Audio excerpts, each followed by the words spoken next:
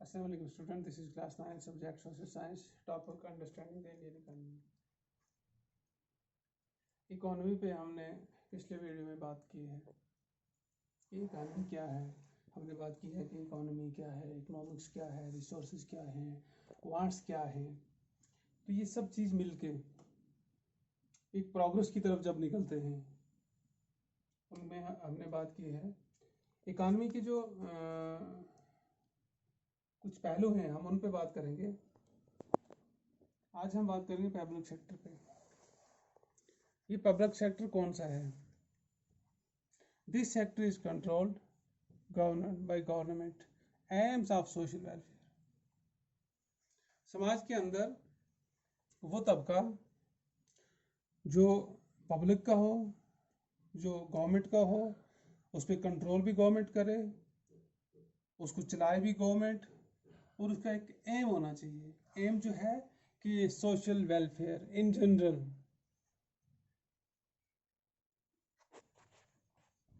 कि इसका जो है ये समाज की बेहतरी के लिए काम करता है। इकोनॉमी के अंदर पब्लिक सेक्टर का एक एम रोल होता है। वो कंट्रोल भी उसको गवर्नमेंट करती है, चलाती भी है उसको है, और इसका जो एम्स जो होता है वो है कि सोशल वेलफेयर, कि कैसे समाज को सुधारा जाए, कैसे समाज के अंदर तरक्की की जाए। क्योंकि आप जानते हैं, हम जिस समाज से भी ताल्लुक़ रखते हैं, समाज में मुख्तलिफ तबकों के लोग रहते हैं। कुछ गरीब हैं, कुछ थोड़ा उनसे ज़्यादा थोड़ा उनकी हालत सुधरी है, कोई और थोड़ा पैसे वाले हैं, कोई और हैं, कोई बहुत ज़्यादा गरीब हैं। तो सोसाइटी जो है ये डिवाइड हुई है डिफरेंट, ये जो हमारा सिस्टम है उसमें वेल्थ के लिहाज से। उसके बाद इस पर जो दूसरी चीज़ है वो है private sector. Private sector, this sector is controlled by individual और group of individual aim of profit making. ये बिल्कुल प्राइवेट शोबा है, सरकार का नहीं है। ये अलग एक शोबा है, अलग लोगों का ग्रुप है जो काम करते हैं लोगों के लिए, चीज़ें तैयार करते हैं लोगों के लिए,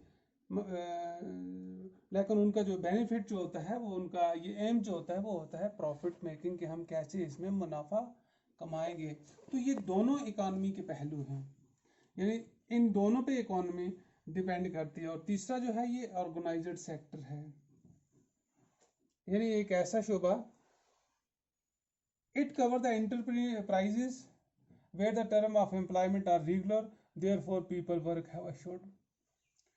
ये वो सेक्टर है कि जितने भी इंटरप्राइजेज हैं और इनके एम्प्लॉयमेंट की टर्म जो होती है वो रेगुलर होती है, और इनके लोगों का काम जो होता है उसको लगातार काम करना पड़ता है।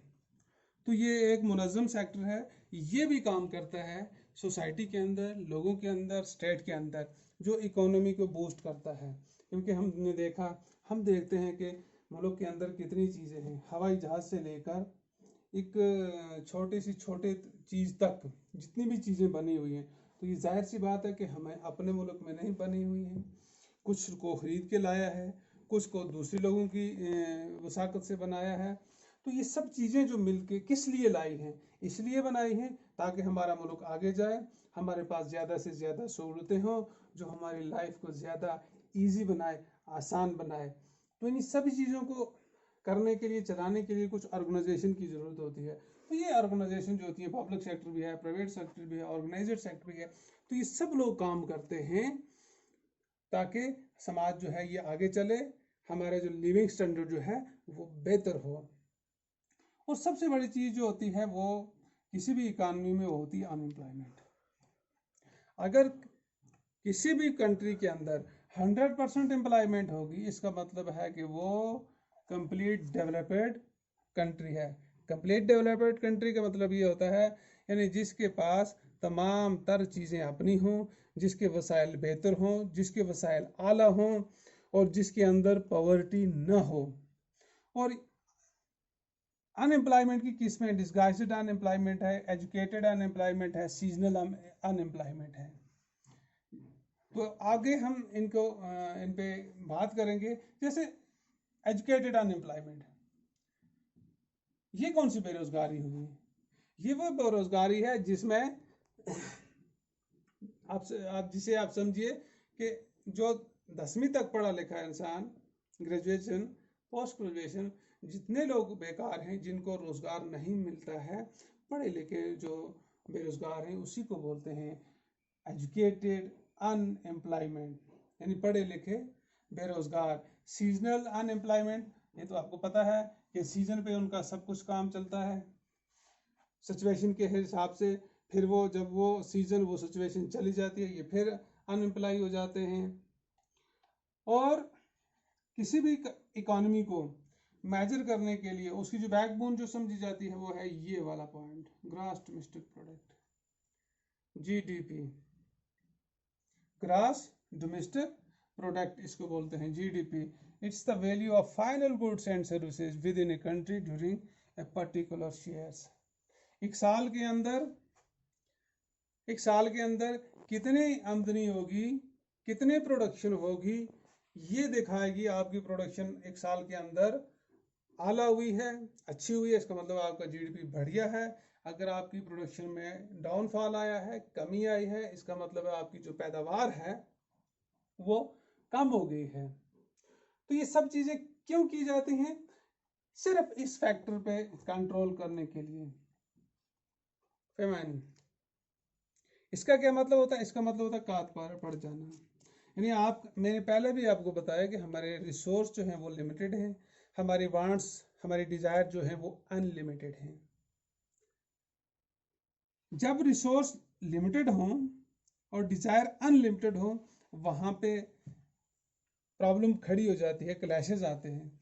अगर कात पड़ जाएगा, इसका मतलब है एक्सट्रीम स्केर्सिटी ऑफ फूड, बिल्कुल गले की खुराक की कमी।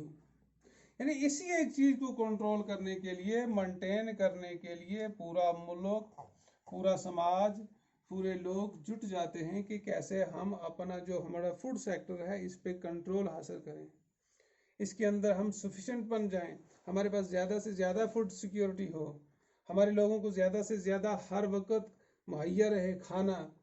तो ये होती है हर गवर्नमेंट की, ये सबसे बड़ी प्रायोरिटी होती है कि हम फूड सिक्योरिटी पे ज़्यादा काम करें, काट ना पड़े। सब्सिडी, ये सब इकानमी से जुड़ी जो है ये मसले हैं। सब्सिडी का मतलब होता है रियायत देनी, a sum of money granted by the state. रियायत मिल जानी चाहिए, public body to help the industry, business, keep the price committee, service low.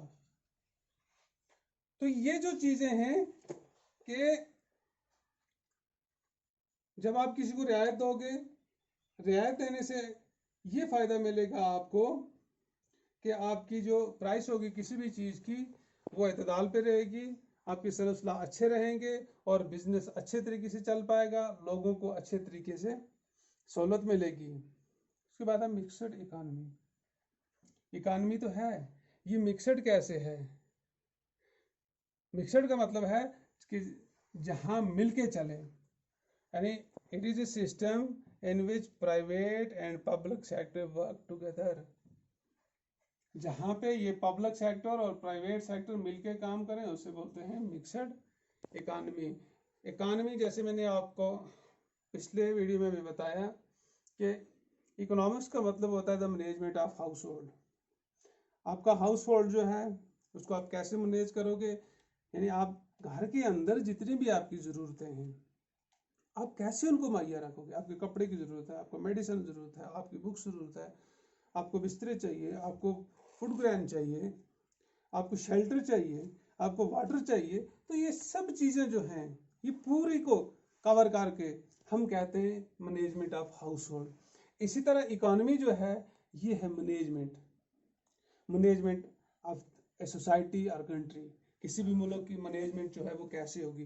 तो मैनेजमेंट, तो इन चीज़ों को मैनेज करने के लिए आपको रिसोर्स को अप्लाई करना पड़ता है, आपका मैन पावर उसमें अप्लाई होता है, आपके मैन रिसोर्स अप्लाई होते हैं। जैसे लैंड हमारा मैन रिसोर्स है, ये अप्लाई होता है, वाटर हमारा मैन रिसोर्स है, ये अप्लाई होता है, फॉरेस्ट हमारा मैन रिसोर्स है, ये अप्लाई होता है।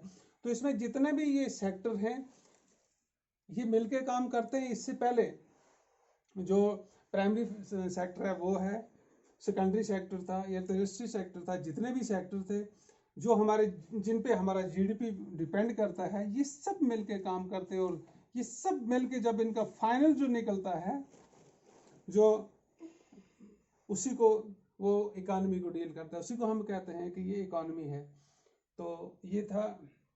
नेक्स्ट में हम इस पे बात करेंगे कि कौन कौन सी ऐसी सब्सिडी थी और कौन कौन से गवर्नमेंट के ऐसे प्रोग्राम्स थे जिन्होंने इकोनॉमी को स्ट्रांग किया है या लोगों की वेलफेयर की है। उसमें हम बात करेंगे एमजी नरेगा की, उसको क्यों लाया गया, उसका क्या बेनिफिट्स थे। AAY वो थी, और भी दूसरे जो हैं हम उन पर बात करेंगे। Thank you.